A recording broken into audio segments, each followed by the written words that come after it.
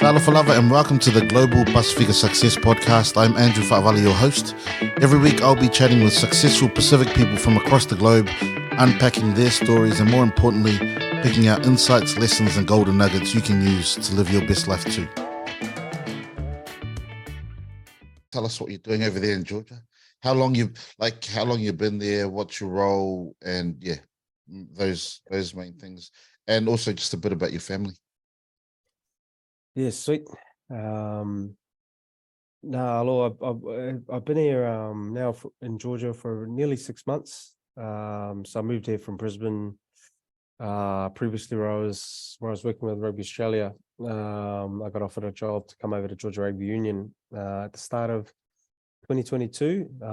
Took a little while, like I was saying before, to go through the opportunity that presented itself.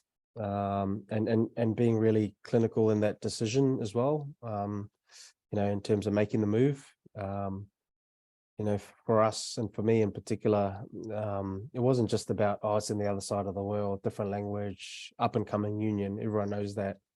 It was just about, again, what's the benefit to me and the family for making the change, and does it tick sort of three key areas for me, which was that opportunity, finance, and environment. Those are the three key things when it comes to any opportunity, whether it's Aussie or Georgia or Fiji, wherever, that I think about. And it ticked a lot of two of the three.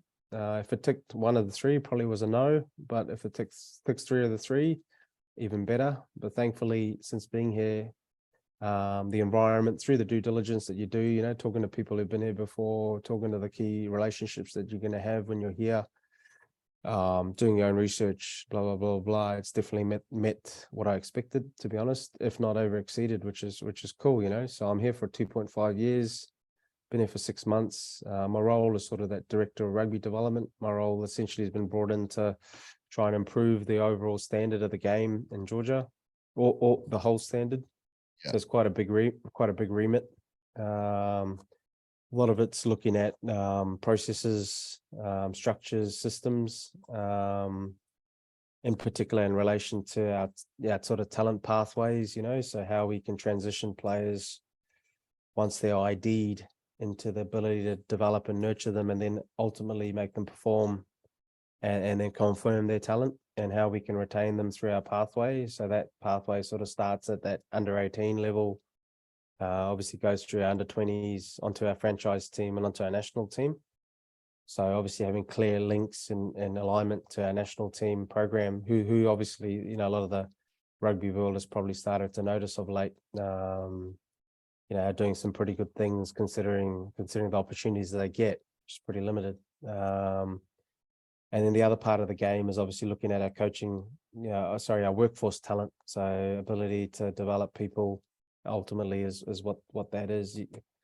Some unions will define it as coach education or match official education or S&C education or medical education or match commission education and stuff. But ultimately it's just making your people better. That's the key. And how we do that is sort of sits with me. Obviously our clubs and competitions. Georgia actually has a pretty strong and historical competition called the DDRT, which is a fully professional competition, fully professional in the terms that everyone's paid, coaches, staff, players, everyone's paid. We have a first league, which is underneath that, which is a promotion relegation. Again, everyone's full-time. And that was probably the thing that surprised me here coming into our domestic comp, is that it's a professional comp there where everyone's paid. There's a lot of workforce, a lot of resource. Obviously, the ability for me to try and improve the capability of them is what's probably the key difference. And a lot of countries, I'm sure, if you said to rugby playing nations, it's not like other sports, but if you went to Aussie or New Zealand and say, hey, look, your club comp's going to be fully professional. It's going to have everyone paid. Everyone involved in the team is going to have a budget the union gives you, and you can spend that on X, Y, and Z. That'll put their hand up in a heartbeat. So Georgia's already got that, but the challenge is obviously to make it really impactful, and in terms of how the union's trying to make it so that Georgia Rugby benefits overall, and not just obviously the clubs. Sweet. So there's heaps in there, but I just want to go back to the migration part, because to give some context, you had a really good job at Rugby Australia. Your wife is in the dental industry. You just had a kid. You got a mortgage. You're living in a really nice suburb, I reckon, in Brisbane. Life looks like it's pretty much near perfect. You got another kid on the way. You've got your daughter on the way. Man, from the outside looking in, because we had journeyed for a little bit, right, that was a massive decision, and I'm still pretty. I really respect the courage to make the move. But so you've touched on the some of the metrics that you took professionally. The opportunity had to be good. The finance had to cover your family, and the environment had to be conducive. But then, what about the metrics inside your family? Given that your wife was still pregnant when you're considering, and you got the mortgage, and you got all these other Yeah, pressures, and the fact that Brisbane's just a nice place to stay. yeah, hard out, bro. Although I think like having traveled the world and lived in quite a few different countries, like yourself, it's funny, bro, because when I moved to Aussie, that was supposed to be my nest, just to park up, just be calm, build that consistency and cohesion in relationships, but consistency in finance, consistency in job, which I'm sure a lot of rugby players, who've traveled or people who've gone overseas and enjoyed themselves for periods of time have tried to do, and that was my whole purpose. I'll be honest, I always did think, I don't know why, but at the back of my head, for some reason, I always thought I would go back overseas. Not that I'm from Australia, so Australia technically is overseas, but Yeah, a lot of Kiwis, you know what I'm trying to say. A lot of yeah, Kiwis associate Australia as quite comfortable. But I did think I would go overseas. I just didn't think it'd be this fast, and especially with those circumstances that you just mentioned about Rebecca being, I think, 6, 7 months, 5 months pregnant. My boy only being 8 months, 9 months. And then, like you said, having really good stability in her role, my role, and obviously having our union like Rugby Australia, which I was very fortunate to work with. A lot of good people, mate. A lot of good people. As much as they critiqued, like I said, it's union that's got a lot of good people that are trying to do good things. We just got. I just don't think people understand how competitive the sporting landscape is in Australia. I'll be honest. yeah. And yeah, I was very fortunate. They were very good to me. I was always had flexibility in what I did. They moved me from role to role to try and suit my skill sets, to be honest, which I thought was pretty progressive. And I think a lot of companies probably need to look at investing in their talent a little bit more, so that they can get the best out of them. And RA definitely did that for me. So I was very appreciative of that. So to give that all up, I suppose was a big call, mate, especially when the two little babies, and the reason we told Georgia we were going to come later, and they were very good and accommodating again, thankfully, was I just said, oh, look, my girl's too young for me to jump on a plane for 26 hours. That's Yeah. not going to work. That's not going to work. She's got to be at least 3-4 months once she's had her vaccines, blah, blah, blah, blah, blah. Even though we knew it'd be a challenge, we looked at it as two things, like, when you get these opportunities presented, I reckon that's what I'm saying. Like, you've got to have a clear process, and those three things that you mentioned is the process, in terms of opportunity, finance, environment. But outside of that, you've got to go, what's the reason we're going? So for us, personal growth is just as important, if not more important, than professional growth. So it's not just about professional growth. The personal growth we get out of this is we're in another side of the world together as a family, not speaking the local native language, not knowing anyone, having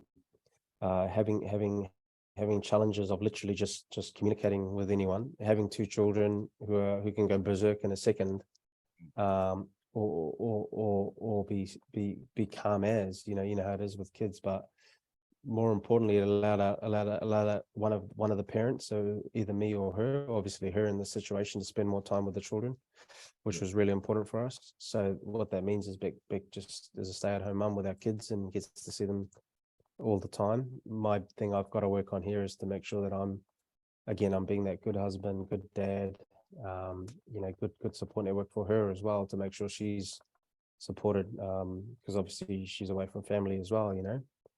So you've been in this. So RA was very progressive in that it was flexible and tried to carve out a role for your talent.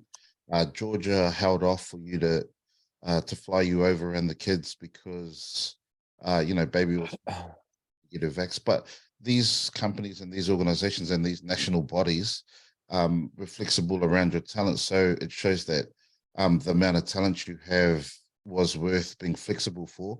So let's go back and see where you got the talent from. You're born in Fiji and then migrated over NZ, where we both grew up in South Auckland. You want to give a brief, chat around that journey? Yeah, bro.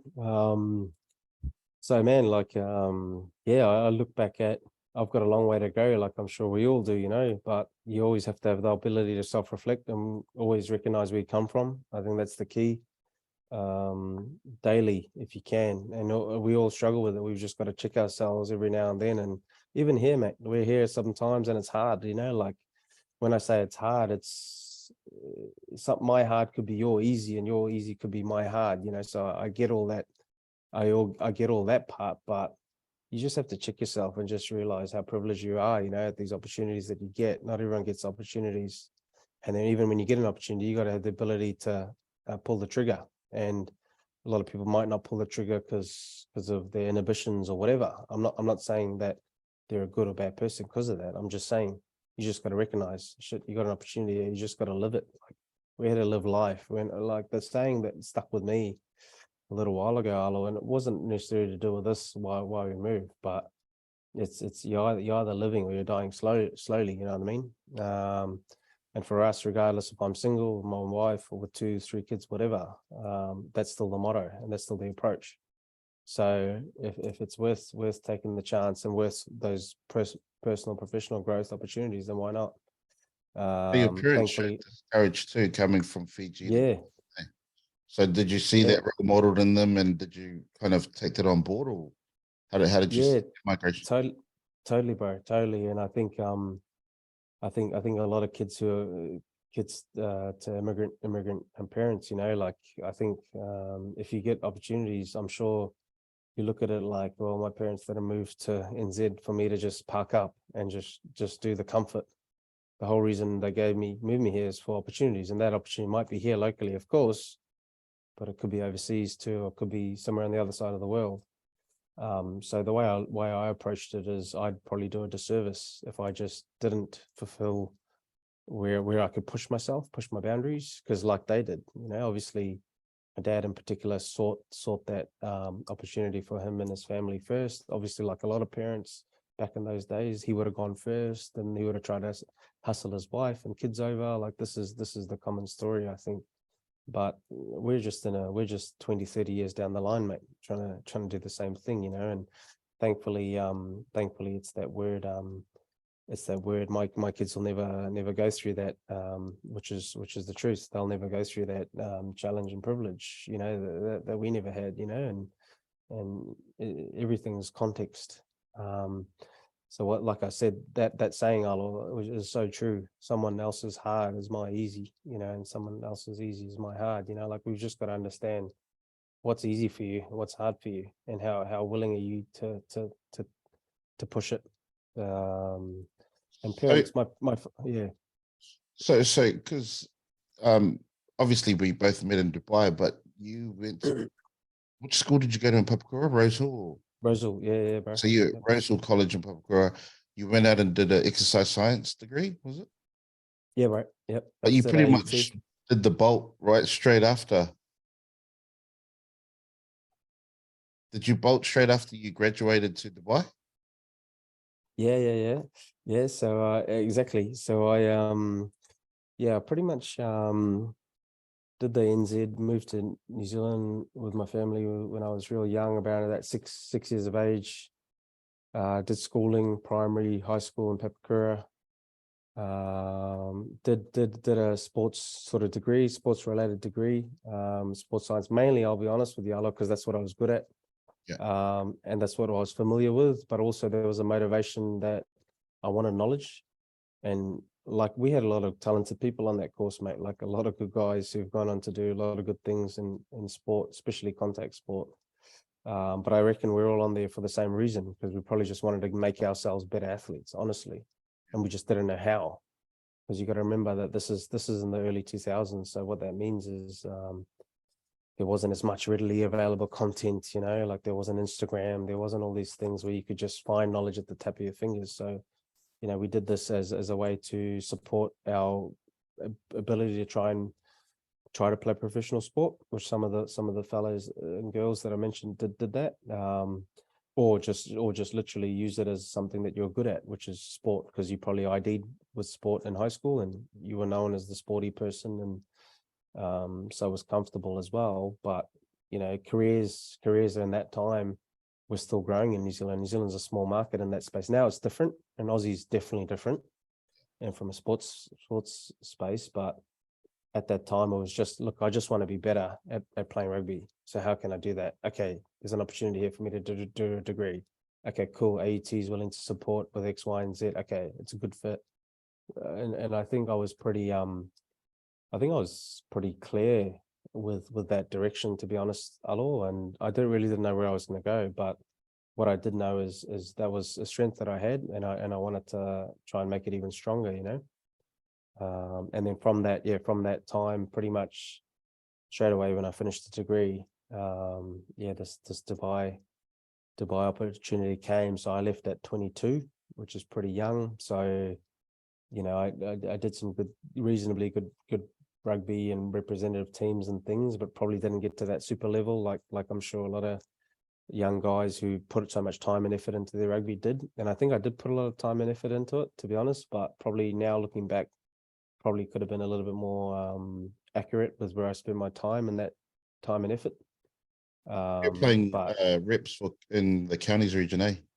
Yeah. So county stuff, and we had a lot of good talent, as you know, and the position I played, mate.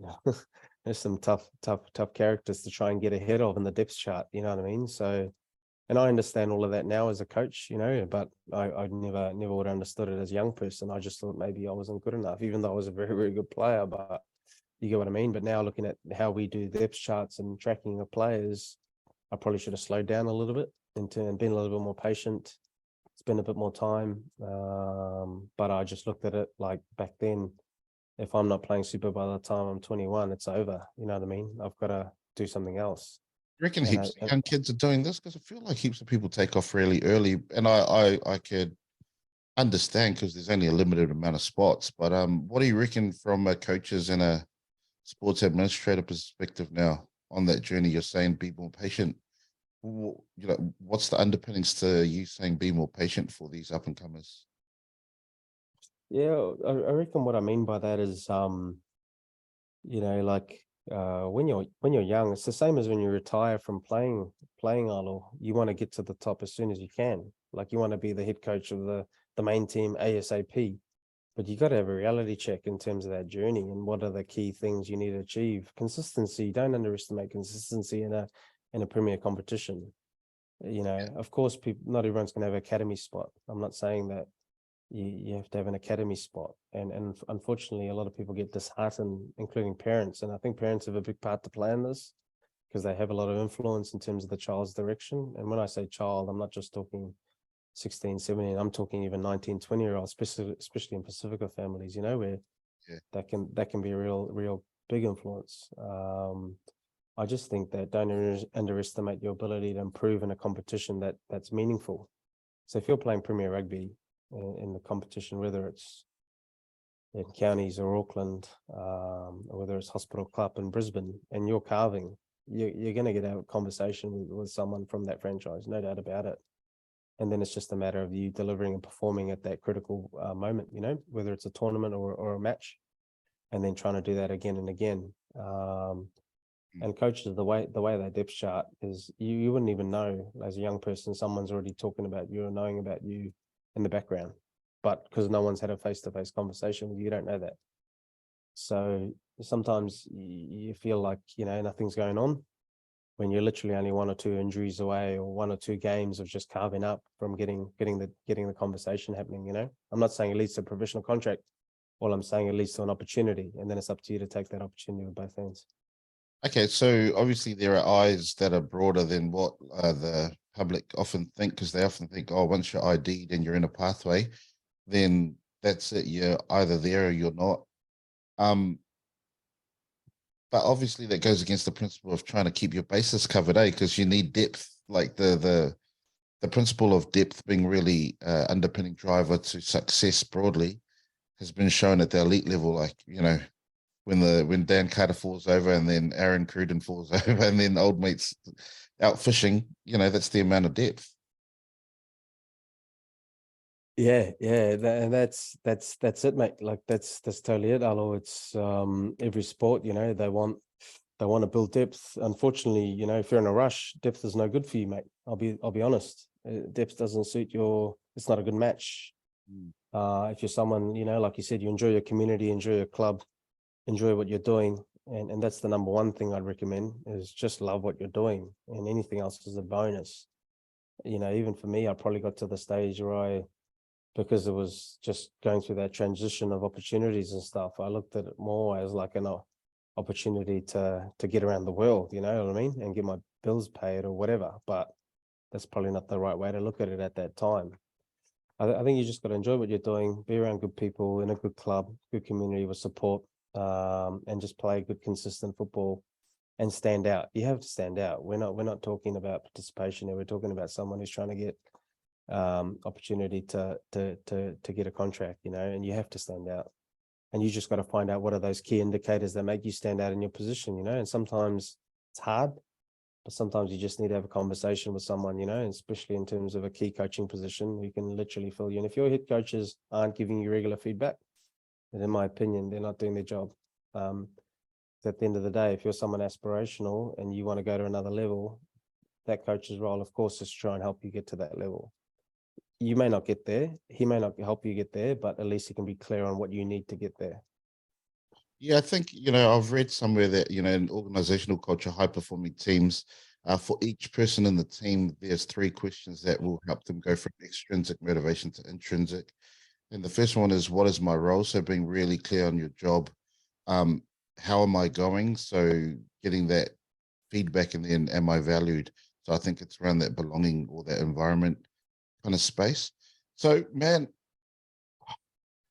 I cringe when I think back to coaching over in Dubai. I actually had no idea, and the thing is, it's a good example, right? Because you were playing in that team that John Mamea set up under Tour Dubai and stuff.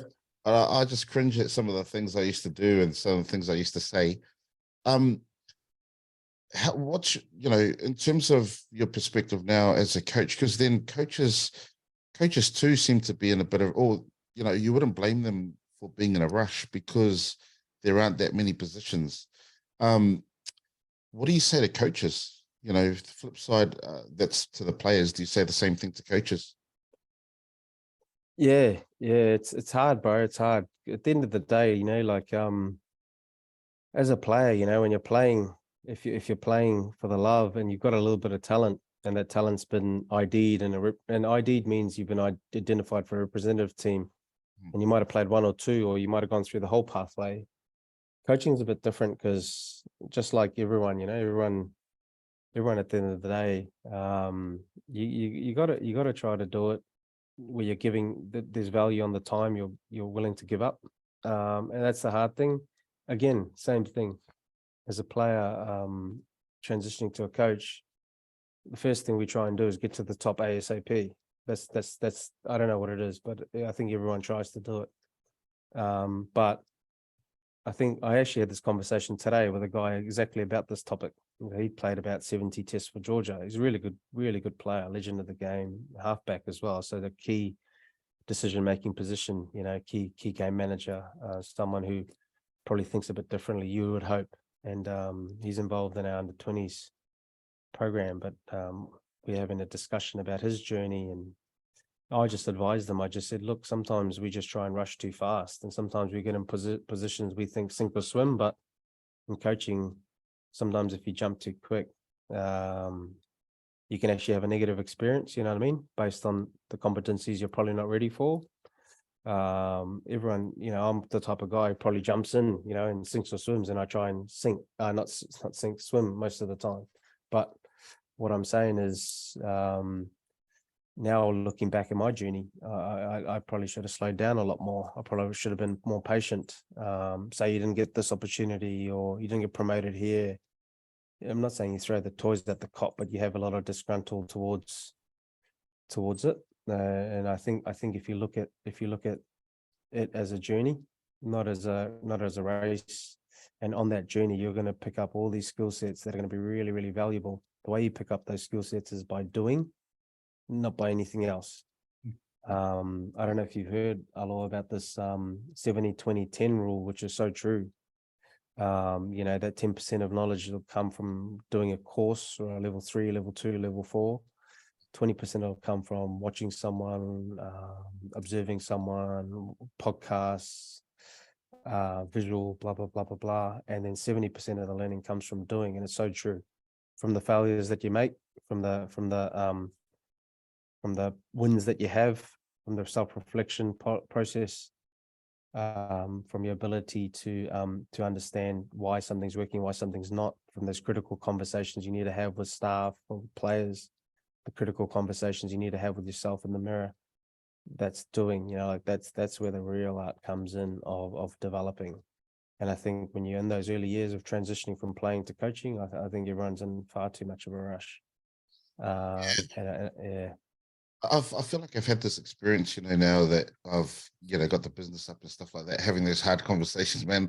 And the original ones, those initial ones that you do, oh man, you just cringe at those two, but you take the lessons out, and it's so true that, experience counts.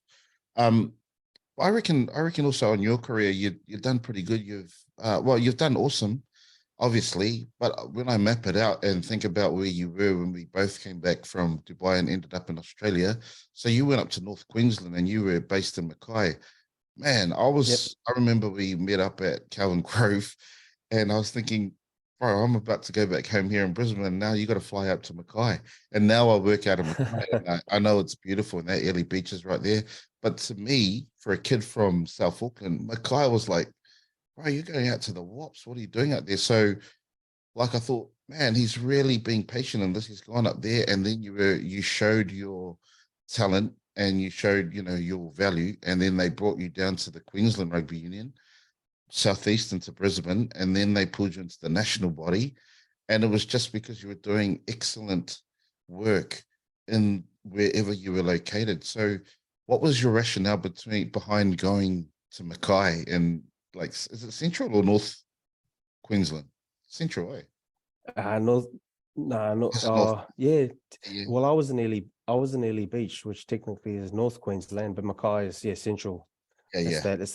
that whole mapping out stuff. But I think there's a bit of debate up there with the locals. But the reason I suppose I came back all the way, well, not came back, I never been there. Was honestly after playing football and stopping playing and ending up in Amsterdam of all places, a really cool, modern, hip city in the world, bro, that a lot of people have perceptions about. Mate, I loved it. Like, Amsterdam was unreal, mainly because of the history, culture, people, blah blah blah blah blah. But I'll be honest, at that 32, I think I was pretty 31, 32 when I stopped playing. What are you up to? Like, what do you do? Yeah, you got a degree, but that was 10 years ago, and you haven't really had as much lived work experience. You haven't been able to bank money over a 10-year period. You haven't been able to invest in a home.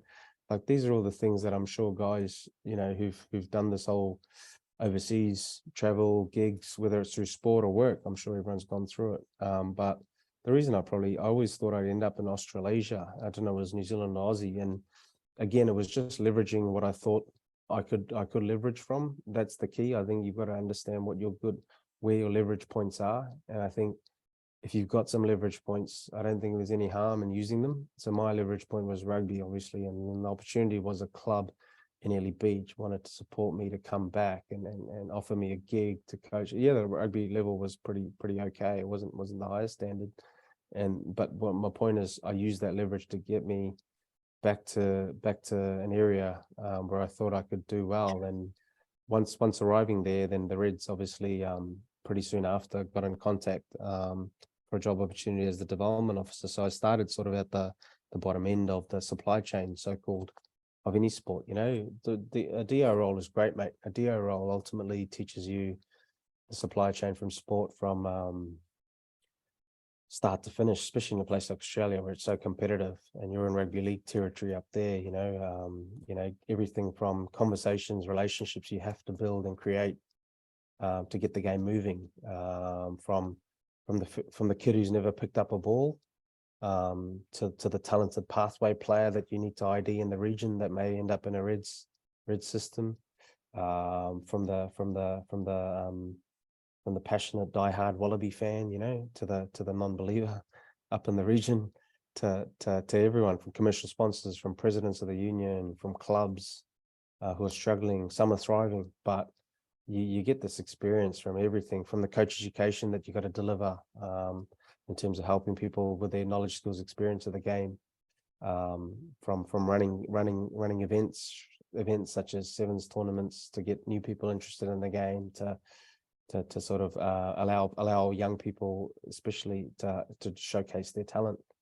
So the DO role was really cool, because it gave me, I reckon it's one of the best roles if you want to try to get a career in sport. I reckon development officer in any sport, it's tough. Don't get me wrong, it is tough, and I reckon it's got a lifespan of about a couple of years. Yeah. I was just fortunate that I kicked enough goals to obviously keep progressing up that pathway and the journey. But I reckon if you really are interested in career in sport, and you want to go somewhere and you want to ultimately end up being a leader in sport, I think it's no better experience than being a DO. I see that, like, that's transferable actually, because there's equivalent DO development officer roles in other companies and other organizations and other businesses and stuff that you might not be getting the paid the best, but you get the breadth and the depth of each phase of the workflow. So then over time you become really valuable just in terms of your knowledge and your understanding of the context. Because even in our business that we got, we got a person who sits behind everything. You'll never see her face, but if I as the CEO ever need to know anything, like get data for any part where I think is not being efficient, or how do we learn from that area, I go to her and she goes, oh yeah, here's the data, boom. And I can see over time, man, she's becoming really, really pivotal. And you then want to kind of progress them up because they just know so much, and they've, the retention rates of people with that much IP is really, really valuable. But the cost when they leave is not just the cost of them leaving, it's all the knowledge, experience, insights, and relationships that they take. So I just want to touch on the mindset when you came back, because so being transparent, we came back in around the same age but at different times, because you arrived to Australia later than me. We had just spent a big chunk of our lives overseas and abroad, and felt like we came back at around early 30s thinking, holy man, what do we got? Especially playing around in the Middle East, and we were going up to the Northern Hemisphere a lot. How did you, obviously it impacted us because we felt like we were behind, if we're being transparent. But now I feel like with those experiences, we're in a really, really positive position, because now we did catch up on the mortgages, and we did catch up on we have got families, and we do have really good, steady roles. How was it for you coming into Mackay, going out to the regions of Queensland, and your mindset and thinking, oh man, like, what was all that for? How did you get over that? Because on the back of it, the long game shows you've done really awesome. I think it's just I think going back to your earlier point, Alo, about the DO stuff. I think that don't underestimate the relationships, for businesses out there. I don't know if they're listening. Like you said, you've had experience now with some of your staff, Alo. Don't underestimate the relationships that person is building between the brand and the end user. That's the key. And at the end of the day, if you get a right person and you believe in them, they can take your business so far, and they can grow the sport for you. So again, if you ID, it's like talent ID, mate, for players. Just talent ID people. Seriously, we've got to get better at that as businesses and organizations. Your people will always get you success. Always remember that. So you might as well invest in them and back them, Same with me though, Alo, like when I came back to Australasia, I was it was sort of like, I don't know, man, like I've always looked very short sighted. I've been a long-term planner, but I've always believed in myself, I suppose. That if I get the opportunity, I'll take it and I'll be able to deliver. So there was never a doubt. I had an experience in Amsterdam, which probably gave me a lot more belief coming back and gave me a lot more confidence, which was with Adidas, sports marketing. That was probably one of the roles that, and I hadn't worked much, you can remember, pre this period, but that role and the fact that it was so highly sought after all over Europe, and I was fortunate enough to get that role, gave me a lot of belief, because I was just going, hey, shit, I'm just throwing myself out here. And yeah, through relationships again, it opened the door, but rugby relationships again. But man, the amount of experience and exposure I got to the business of sport, how we use our assets or our teams or athletes, and how we connect them to the brand. And we dealt with big brands. I like big football, basketball, track and field, like the big dogs. Rugby, obviously, that was what I knew, but it was a small player, you know what I mean, in terms of that space with these big brands. So I just had a lot of belief, because I'll be honest, the reason I had a lot of belief was because I just had quality people around me, mate, who were just high performers. I just had literally the person sitting next to me, the person opposite me, just unbelievable. These people are walking to many jobs I would expect in any company.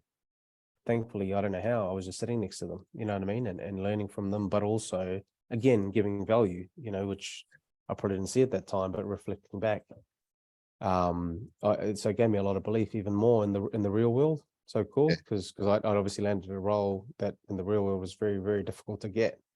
So was yours rugby specific?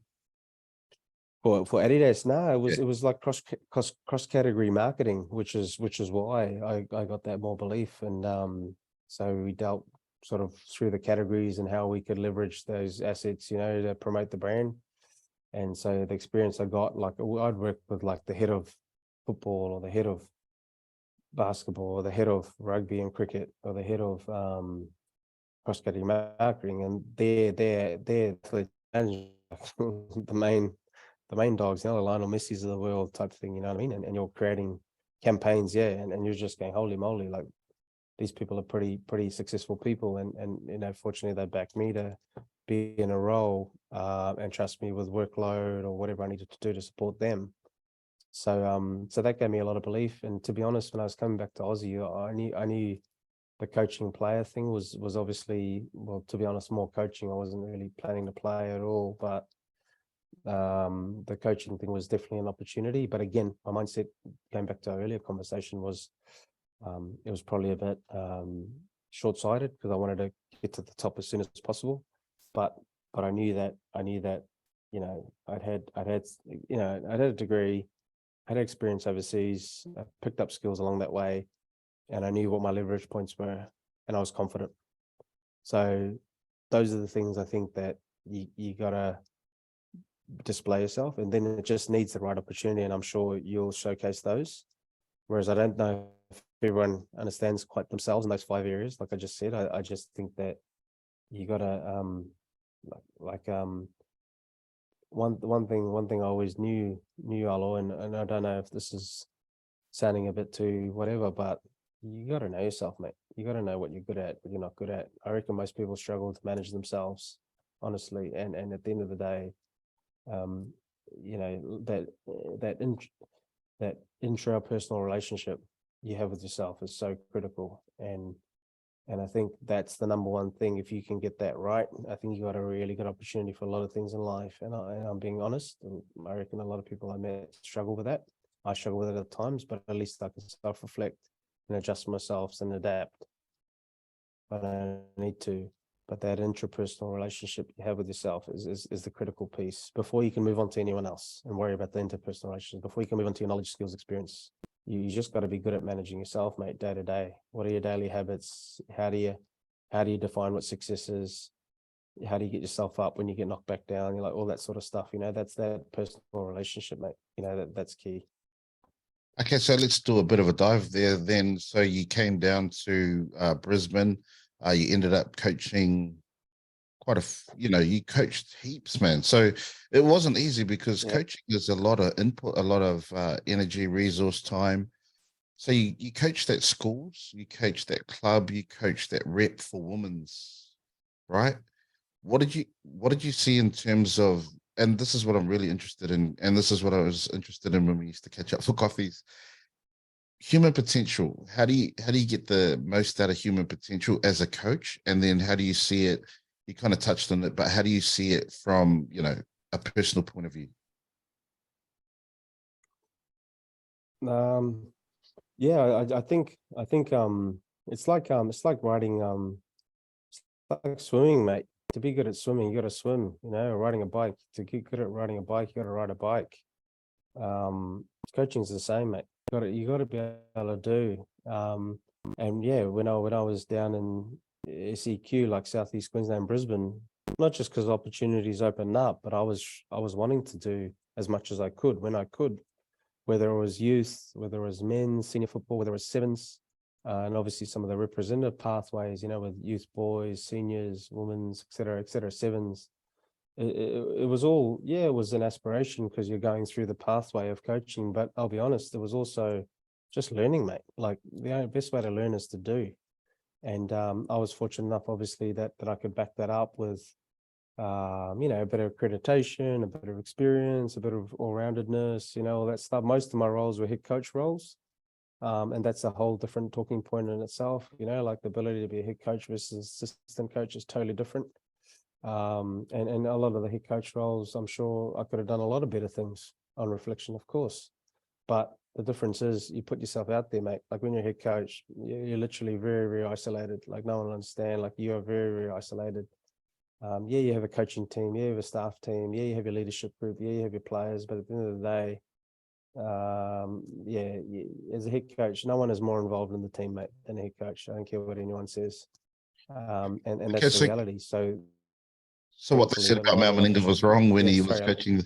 No, sorry. So what they were saying about Mal Meninga was wrong when they said he was pretty aloof and all the assistants were taking over. But can we just break this down a bit? Because so you're the head coach. Can you tell me through this question, illustrate that head coach thing, and I'll say it too for the assistant coach.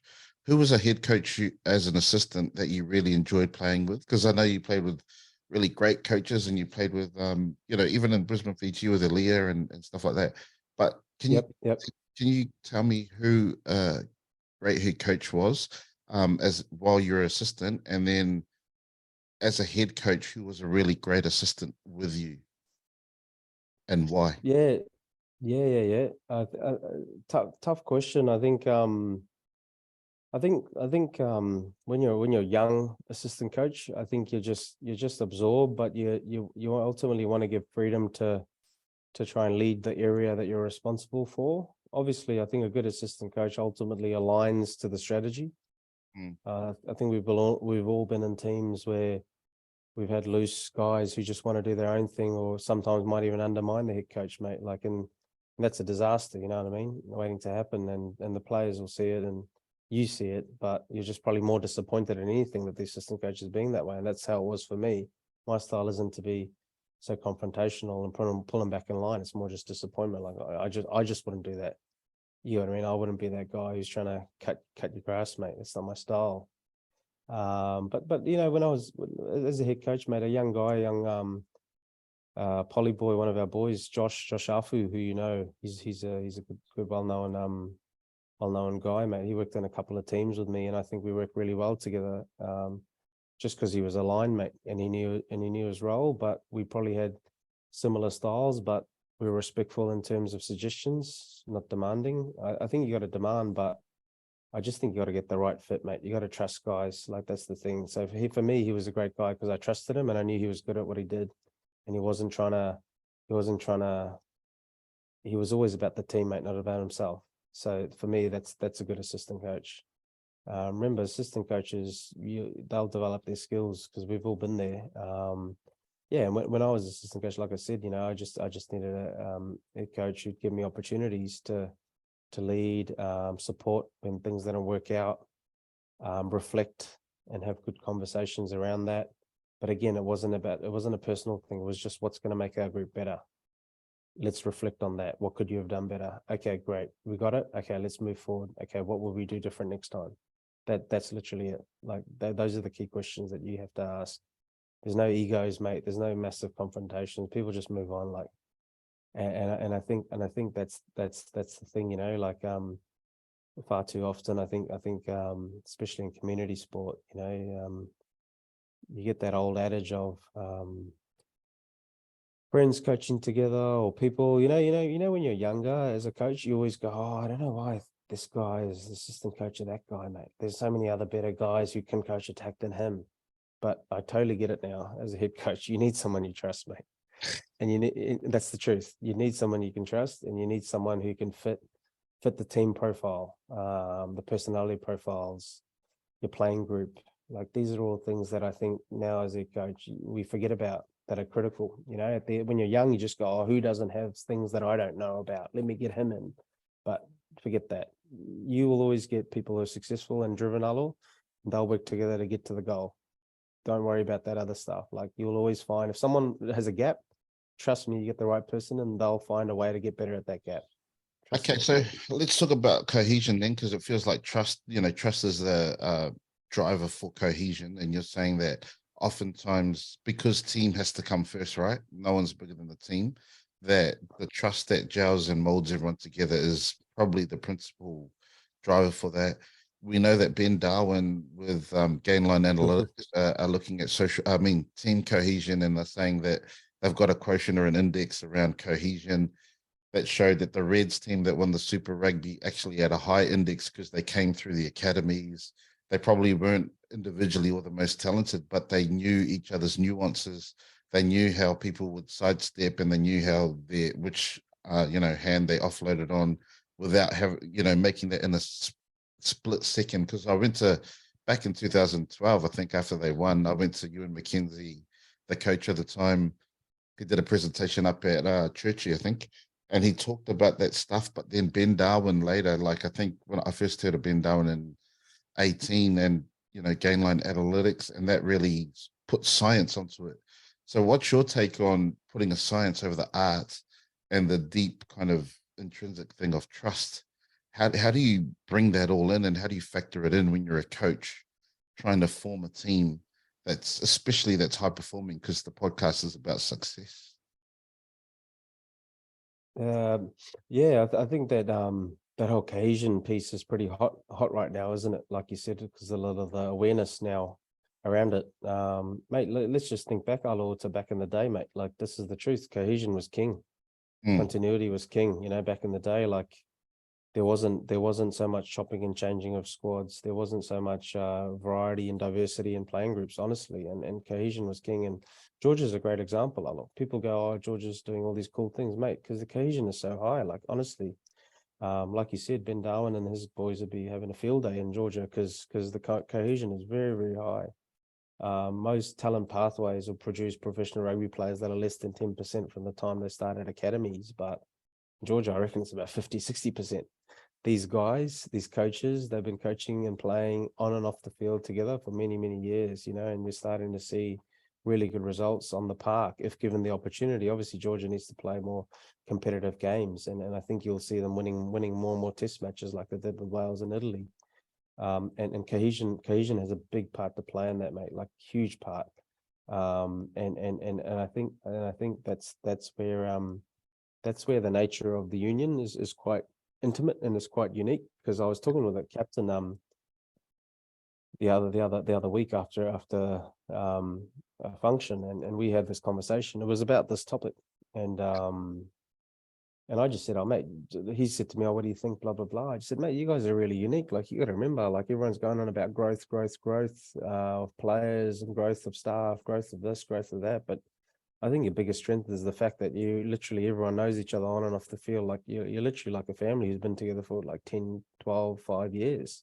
And you're bringing in guys, you give them opportunities, but they're still in the environment for a long time before sometimes they get an opportunity. If they get an opportunity, they still stay in the environment. It's very rare that you just cut people left, right, and center, And I think the Wallabies obviously have gone through that recently, as you saw. And obviously the head coach would have had a plan behind the reasons why he made so many changes to teams, so I can't comment on that. But all I can say is, yeah, the teams who have those, like you said, intimate relationships, on the field, they tend to be the ones that are getting that success. I think though, Alo, in saying that, you got to be realistic, because I think this is where the talent pathway becomes really important, because this is where I think unions need to be really brave and courageous, and also really map out what age group and what is the purpose for what age group. You know what I mean? Like your under 18s, yeah, you play some test matches here and there, or Aussie plays New Zealand, but at the end of the day, mate, like no disrespect, like no one really cares if Aussie beat New Zealand, and the schoolboys, maybe some schools do, but the key is when you play the Bledisloe, right? Like that's the key, that's the indicator.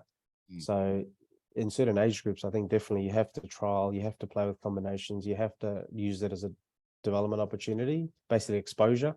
You have to expose coaches, you have to expose players under pressure.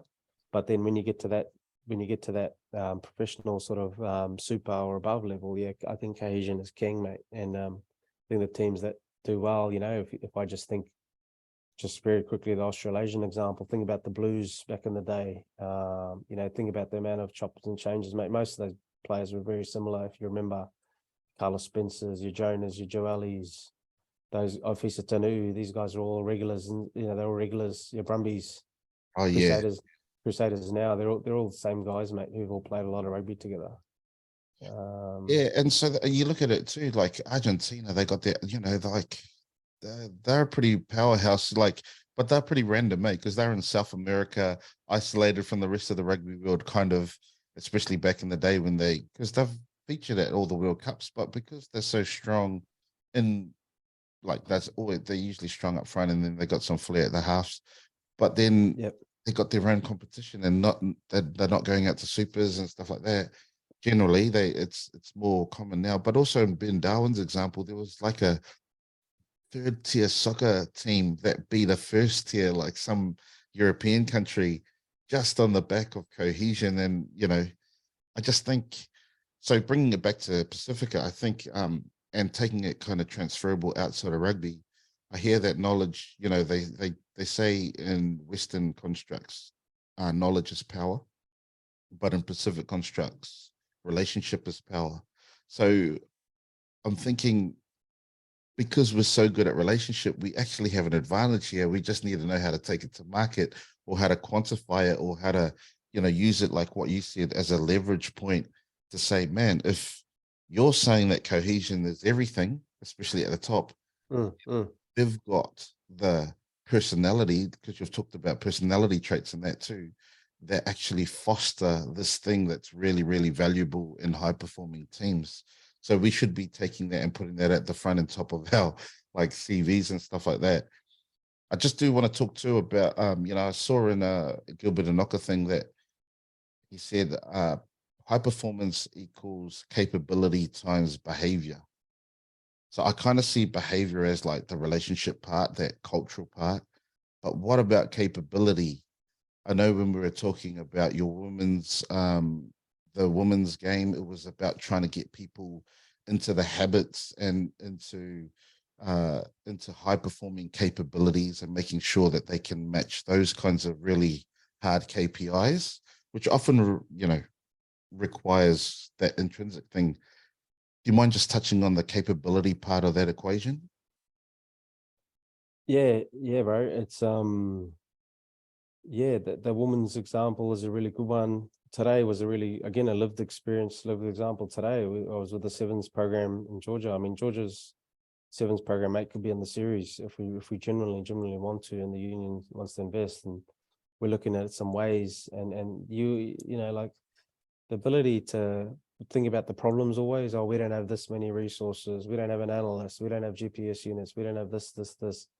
But at the end of the day, you just got to find people who want to succeed, mate. Like that's the key. You've just got to ID people, character traits, who are going to want to bloody be winners over other people. And as a coach, your job is to create an environment where these people can succeed and play at their best. That's it. Simple as that. And we talked a lot about this there. And part of that being at their best is the ability to influence the daily habits. Some people just have it. Some people need that guidance around, hey, what is the best practice around nutrition, around sleep, around hydration, around training methodology? Someone like me probably did all of that, but I could have, if I had a really good, solid, person who was guiding me when I was 17, 18, I probably would have been more refined and accurate rather than wasting time doing this. I would have just been more efficient. So that's cool, because I know your personality, like you've really disciplined, you've got all those really good, what can be seen as those atomic habits. So when you're saying that if you had a person to help you become more accurate, can you just unpack that a little bit more? Yeah, I think that whole if I just look at it from a coach lens, like you've got to really the reality is you've just got to profile people, mate. Like you got to be really clear on why this person is in this team. And secondly, why have you picked them? Like a lot of the times when we talk to players, we always talk about things they need to improve on or their gaps. But at the end of the day, a really good question coaches should ask the player this. I guarantee I'll be interested to see what a lot of them say. Why do you think I picked you in the jumper this weekend? Like, what's the reason? What's the number one thing you think I picked you for this weekend? And the player probably knows, but there's just that we're just not clear enough sometimes, Alo. We just want you to be the best, running player on the park. Like we picked you because of your running game. So be the best player on the park every week, mate, and just do that. That's why I picked you. Yeah, you can't kick, or yeah, your connection needs improvement, or yeah, your work rate. Of course, these are gaps that we can improve through, physical, mental, blah, blah, blah, blah, blah. But at the end of the day, I picked you because this is why you need in the team. And I think this is where the coaches need to be really, really clear around selection, and then around influencing that X factor or the reason you picked them, rather than just always focusing on these things you need to get better at, or this is the way we want to play. The daily habits part is sometimes, as you know, environment is key. Like for anyone, environment ultimately will dictate how the people inside of that environment are going to perform. And a lot of the time, the people are the people who dictate what the environment's going to be like. And a lot of the time, the key lead or the key voice in that is the coach, especially the head coach. So it's that ability to meet standards with behavior, with actions, with expectations, with accountability, ownership. These are all things that we know a lot about. But I think in that Pacifica piece that you mentioned before, Alo, I think this is where Georgia's really similar, mate, to Pacifica, mate. Like the family, the faith, the food. These are all things that are number one front of mind for Georgians, mate. They're really good, humble people who are warriors, mate. Like they're just absolute warriors, and really hospitable, really tough, but still have kind hearts. So very similar to Pacifica. But again, it's just about finding out some of those processes is the work on here. Like it's about that process and helping them establish a process that works for them, not for what works for an Aussie or a Kiwi. Yeah, awesome. That's really important. But then also knowing in cultures like this, you've got to know when to carrot or stick. Because obviously in our coaching mindset in the West, it's very much inquiry based now. It's very much belonging. These are things that are true and they're hot in the media right now. But in some cultures, you've just got to be really direct, mate, and just tell them. And sometimes that's what they want to hear. So you've just got to really figure out what do they really want from you. And there's nothing wrong sometimes asking. I think we don't ask enough. Like, how do you want me to deliver the message? Ask that question to your people and see what they say. And rather than assume that everyone wants to belong, everyone needs an inquiry based or question after question after question. Not everyone works that way, mate. Some people just want me, just tell me what to do, mate, because that's all I want to know, And that's a big thing that I've heard lately, especially from a dude who's come into our organization. He's big on that Brené Brown thing, clarity is kindness. But what I like what you're saying too, and probably in a social work model, they talk about strengths-based approaches. So rather than looking at the gaps in your work-ons and all those, however you want to put it, you're saying, this is what I believe you're really good at, and that's what we want to foster. Go out and go hard on that trait, because that's your value add here. And of course, you're going to talk about the things like the gaps, And then what I like in the education space, they talk about culturally responsive practice and teaching, which is being responsive to the ways that the learners learn or your students learn. And you can only really get that out of questions rather than statements, eh? So the Yeah. inquiry-based model does work. But then, like you say, the kindness is clarity is kindness. Being clear is kindness. That just tell me A, B, C, D what I have to do sometimes. And I guess that's the Yeah. art science of a coach. And it's that whole the question based, inquiry based model is designed to invoke thinking, so critical thinking of the learner, and then the learner gets to an answer. But at the end of the day, clarity equals confidence in their role. Confidence will probably lead to competence, and then that leads to other things, so that whole 3 C's, you know what I mean, that clarity, confidence, competence. But again, how you get there, mate, ultimately you can either take the long route, which would be a 5-10 mini sessions conversation, or you can ask the person, mate, do you need this? And then they'll say, like, look, I just some players want to be told and others just don't. And this is the beauty of art of coaching, Alo, you talk about. And it's hard, mate. It's bloody hard. And the harder thing, especially if you're a head coach, is you got to do it with your staff. And then the staff, especially in programs that are representative or pathway or performance programs, you got 10 to 12 staff minimum. So 10 to 12 staff minimum, sometimes big wider squads of 40. Hey, that's 52 interpersonal relationships you have, mate. Alo, some people don't even have that much interpersonal relationships in 10 years. Yeah. You have it in one season. So you have to remember that. And again, this is where I think coaches just need to stop being so hard on themselves as well at times. Because remember, you've got a lot of people relying on you for leadership, for guidance, especially for decision making, and then obviously any decision you make, you're going to have 70% of the group with you or against you, or 30% with or without you, and that's just human nature. But you got to move on from that very fast, otherwise it's impossible to be a leader, mate. You can't lead if you're worried about those the voices, the white noise all the time, you know what I mean? And that's the tough thing. But what you can do is establish real clear purpose, real clear behaviors, that expectations around everyone, including yourself, and then real clear action points that are going to help you guys to success.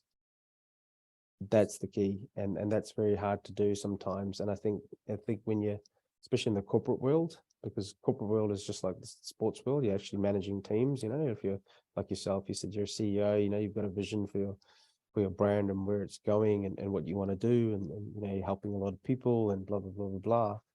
And you get these team members who you've recruited, so they're your players.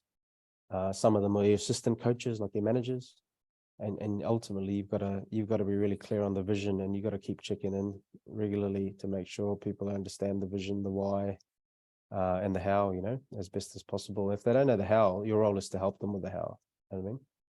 Yeah, I think that's cool because I think for many of us, stating a vision and getting a mission, sorting out our values are kind of things that are easier because they're kind of done in your mind and then in a little group. But then socializing all those and making sure everyone ascribes and prescribes to it, and that there's legs and feet that are walking these out as the different parts. So my last technical question, bro, is the role of the senior leadership team, I guess, in a corporate sense. So from where I'm coming, it's like my senior leadership team is my senior leadership team. I got the managers and stuff together. So the CEO sets the vision.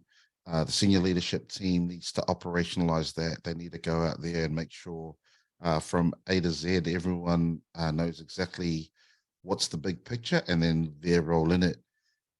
Like, is there a structure for your senior leadership team meetings around your purpose and how they're going to operationalize from a sporting perspective? Because I think about that story where Tana Umanga goes up to Graham Henry, who's been ranting before the game, right before the game, and he says, "Hey, coach, do you think that there's much impact to that or something along those lines?" And then Graham Henry, who's been a principal or an educator at Kelston and grammar and stuff like that, has this teaching moment and thinks, "Oh, mate, I'm not sure that that's useful." So then he kind of structures his week that he has most input in the front end of the week, and then the power or the responsibility shifts to the playing group because the other ones out there who are going to be making the decisions. I think of Alex Falla, who was on the podcast and CEO of a massive companies and a Rhodes Scholar, says he thought himself as a captain, but then as he matured, he realized he was like the coach or the executive chef, and he didn't actually take the field.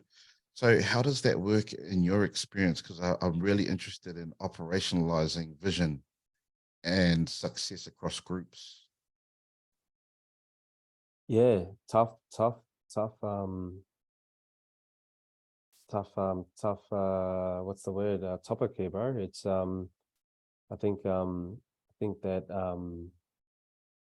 yeah, the ability to like you said, the vision into a mission, you have your key drivers, your key influences. I think the fact that you just call out that they're leaders, like this is something we're going through here, is we just got to get people to own stuff, mate. We got to get people to want to lead. A Yeah, lot of yeah, people don't want to lead. They're happy with the title, but they don't want to lead, mate. They're happy with this, title and organizational structure, blah, blah, blah. But at the end of the day, leadership takes courage, mate. Leadership takes guts to make decisions. And a lot of the times those decisions aren't always right, but that's okay. A decision is better than an indecision. That's got to be the takeaway. And I think as a like you said, a corporate sort of leader who's ultimately guiding this team to get to outcomes, like they're sort of assistant coaches, underneath them as the players. yeah. So a good leadership group, when you talk about captains or senior figures and stuff, I don't know, I'm a bit 50-50 of late. And I'm talking coaching rugby now, like coaching rugby sense in terms of the leadership groups. Why are you 50? My last 50-50 mainly because they just end up being bloody whinging groups, mate. Like they just end up being only talking about complaints and problems that the whole team environment's having, but that's not the purpose of setting up a leadership group, mate. Leadership group ultimately is supposed to be people who are driving and managing, guiding people and keeping people rowing the same way, and leading by example is the best way to do that. Environments, the end of the day, that's what I'm saying, like that whole iron sharpens iron.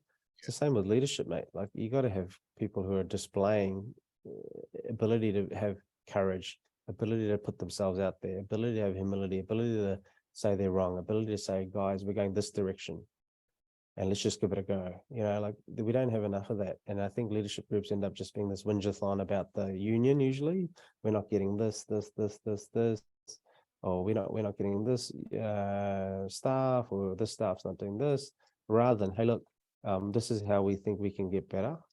The feedback from last week's training is that the players are thinking this is the solution. What do you think? Versus just whinge-a-thons about what's wrong. There's not enough solution and accountability and problem solving on their own. But in honesty, as a head coach, you've also got to check yourself there and go, hey, actually, maybe me and the staff need to have a really good reflection here in terms of what the voice, like you said, the voice of the group is, and what they're seeing, what they're feeling. Because sometimes you think you're delivering this and then it's received in a different way. You get what I mean? So This whole you've got to have, communication, this transmission of yeah, messages, yeah. and we don't know how they're being received.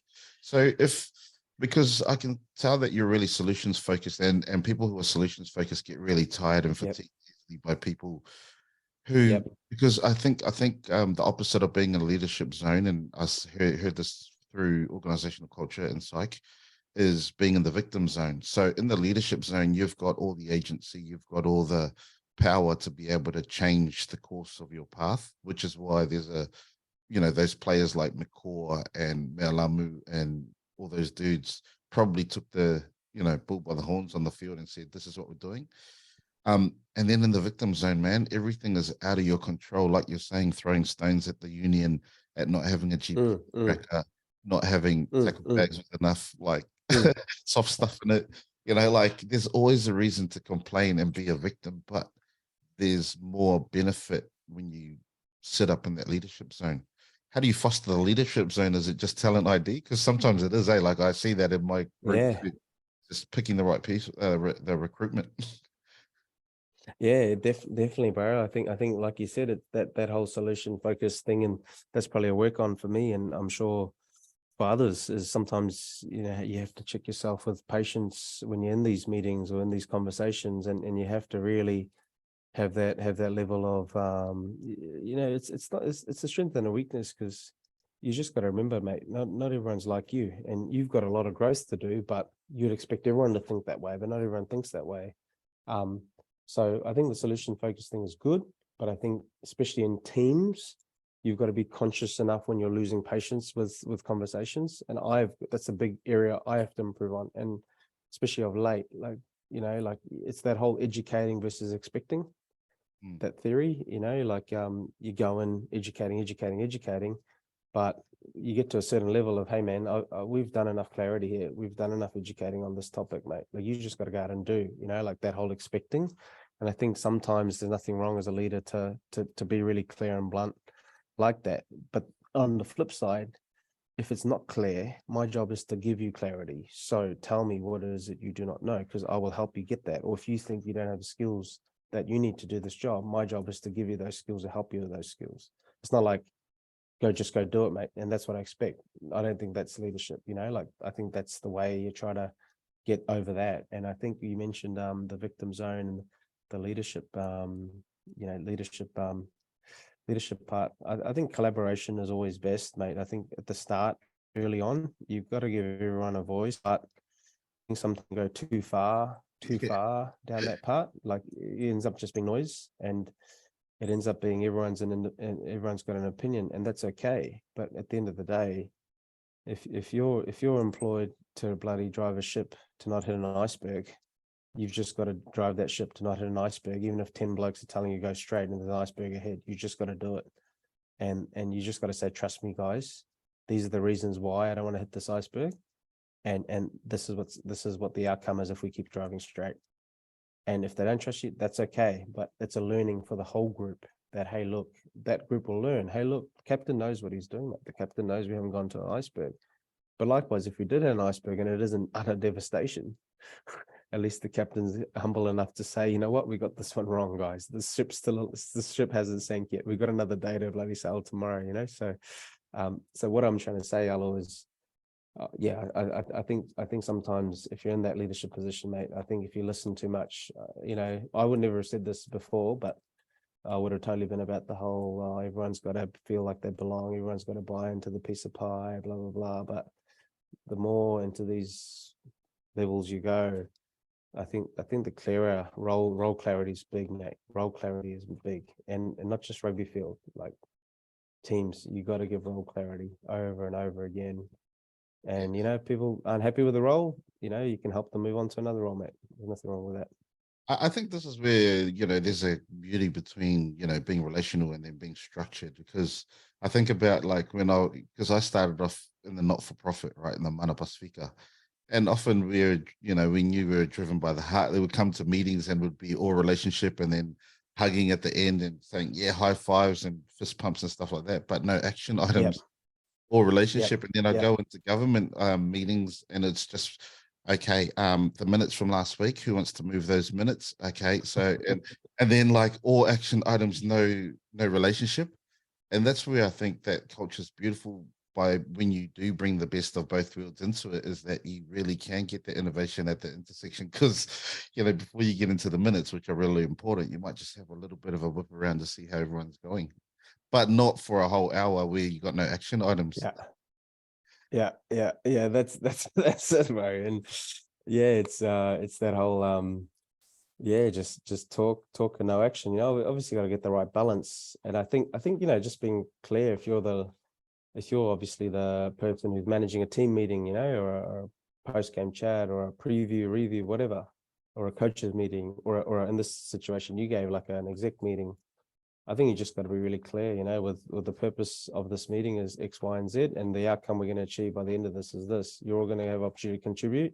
These are the talking items. Let's discuss. Here we go.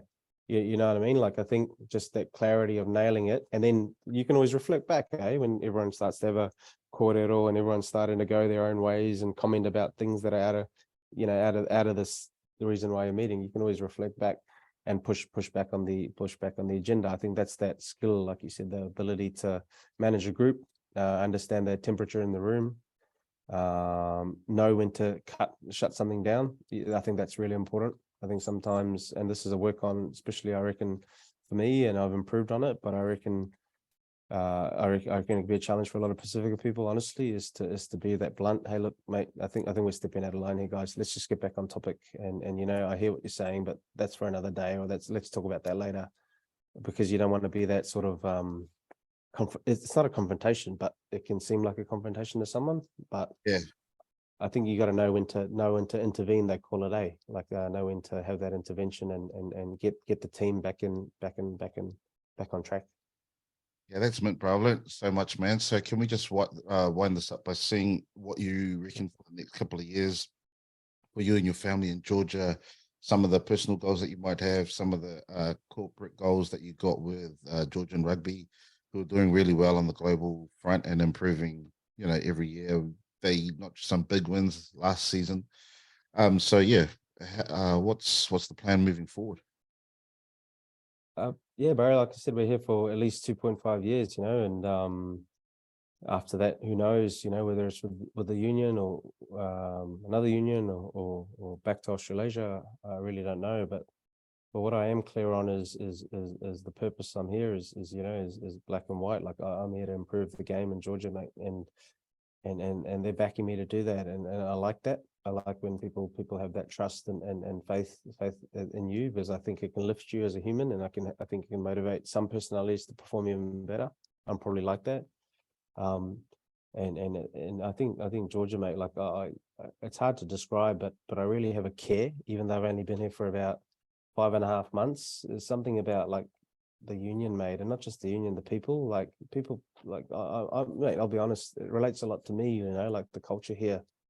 Yeah. People write you off, and I don't know if you know what I'm talking about, but I think you do. But you're written off, mate. You're not supposed to be world beaters. Like I look at our numbers and I look at the size of our competitions, blah blah blah blah, mate. There's no way we should be doing what we're doing. No way. And that was one of the reasons why I jumped at this. When it got offered once we pinned out all the details, was because I just saw the potential of growth.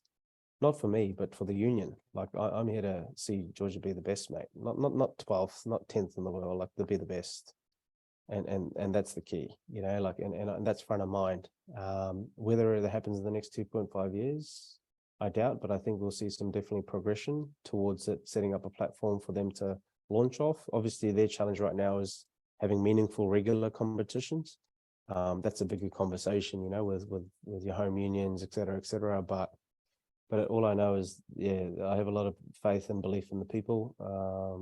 I have a lot of care. When you have care, you have investment in time and energy. So you need that care, and I've already got that here. Well, that's it for this week. Really grateful for Rama sharing his insights and sharing his time with us. That was shot ages ago, to be honest, near the start of the year, so really appreciate Rama's patience. I'd stopped doing podcasts and thought then to line it up when I did start doing them again with the Rugby World Cup, and so that's why it's being released now. This was an awesome conversation with a myriad of things that we discussed, from travel to coaching, to what players should know coaches are looking out for, advice on emerging players and just giving consistently in whichever comps they're playing in. There was info about talent identification and the metrics coaches use, and then also just a bit of insight around the limited career path of a footy coach at the top. As per usual, please, if you enjoy the podcast, follow Manawai's Group on our socials. It's Manawai's Group, all one word, and like and subscribe to our podcast and send through a review. Okay, Vinaka again to Ramachand, all the best to the Flying Fijians, who look like they'll be the sole Pacific team to progress through the pool stage, and congrats to the mighty Penrith Panthers for the 3rd NRL championship ring in a row. I love what I saw on Instagram from Jerome Luai. Winners win, and I think that's absolutely true. So I hope you're winning. Have a great week. God bless. Vinaka Vakalevu.